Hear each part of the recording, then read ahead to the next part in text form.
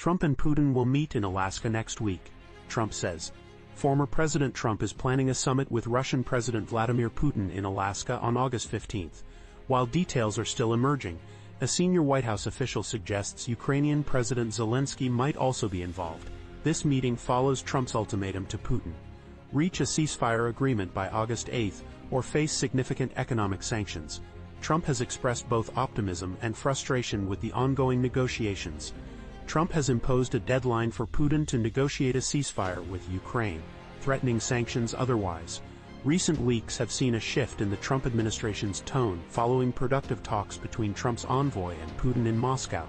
The potential summit comes amid Trump's stated belief that both Putin and Zelensky desire peace, although the terms of any deal remain highly uncertain. The proposed peace deal would likely involve territorial concessions from both Russia and Ukraine, a point Trump has acknowledged. This potential agreement has been complicated by differing viewpoints and past disagreements, including a public argument between Trump and Zelensky about ceding territory and past pauses in military aid to Ukraine. The meeting will be the first face-to-face encounter between a U.S. leader and Putin since June 2021.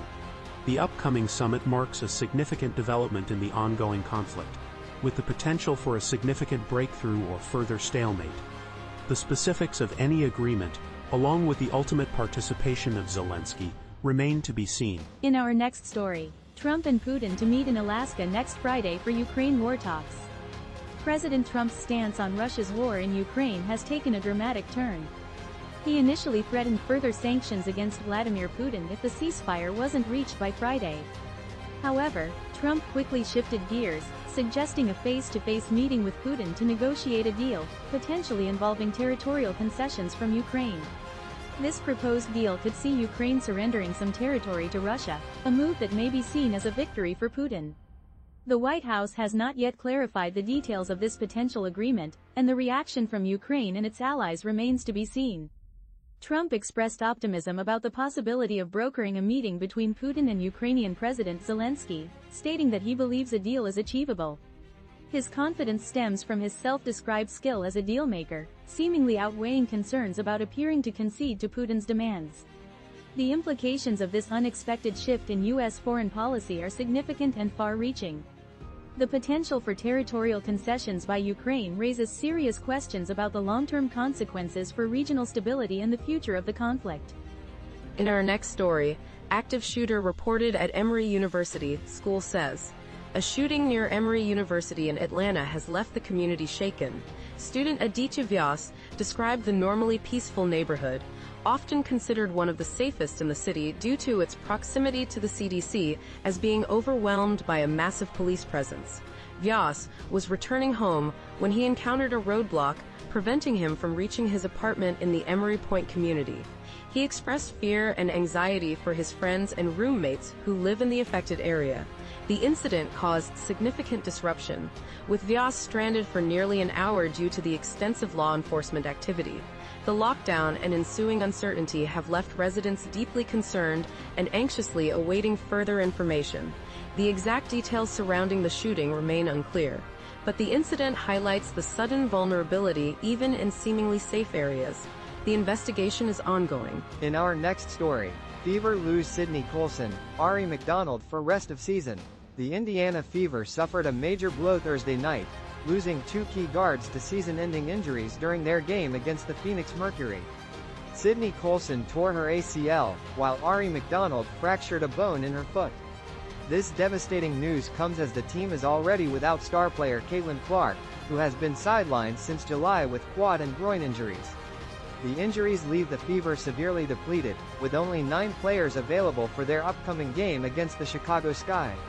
The team will be without a true point guard, and league rules prevent them from adding a hardship player until after Saturday's contest. The timing couldn't be worse, as the Fever were on a 5-game winning streak before suffering consecutive losses. Colson, a 2-time champion with the Las Vegas Aces, provided valuable veteran experience to the Fever's backcourt. McDonald, initially brought in to replace Clark, had become a key starter for the team. Her absence, along with Colson's, creates a significant hole in Indiana's lineup. The Fever, currently 5th in the standings, face a challenging road ahead, battling injuries and a depleted roster as they fight to maintain their playoff position. Their next games against Chicago and Dallas will be crucial tests of their resilience. In our next story, Montana shooting suspect captured a week after deadly rampage at Anaconda bar, governor says. Michael Brown, 45, has been arrested in connection with the fatal shooting of 4 people at the Owl Bar in Anaconda, Montana. The week-long manhunt ended Friday with Brown's apprehension near the search area. Governor Greg Gianforte and Attorney General Austin Knudsen praised law enforcement's efforts in apprehending the suspect. The victims were identified as Daniel Edwin Bailey, 59, Nancy Loretta Kelly, 64, David Allen Leach, 70, and Tony Wayne Palm, 74. Authorities described the suspect as unstable and stated the shooting appeared to be without motive. Brown, a former Army and National Guard member, reportedly lived near the bar and was a regular patron. Several residents reported Brown had a history of mental health struggles and exhibited erratic behavior, often recounting fantastical stories. His niece confirmed years of mental illness, and some locals suggested he suffered from PTSD. One resident described the victims as wonderful people, highlighting the devastating impact on the close-knit community. The investigation is ongoing, but authorities believe Brown used his own rifle in the shooting and disposed of some personal belongings after fleeing the scene. The suspect's military background is also being considered as part of the ongoing investigation.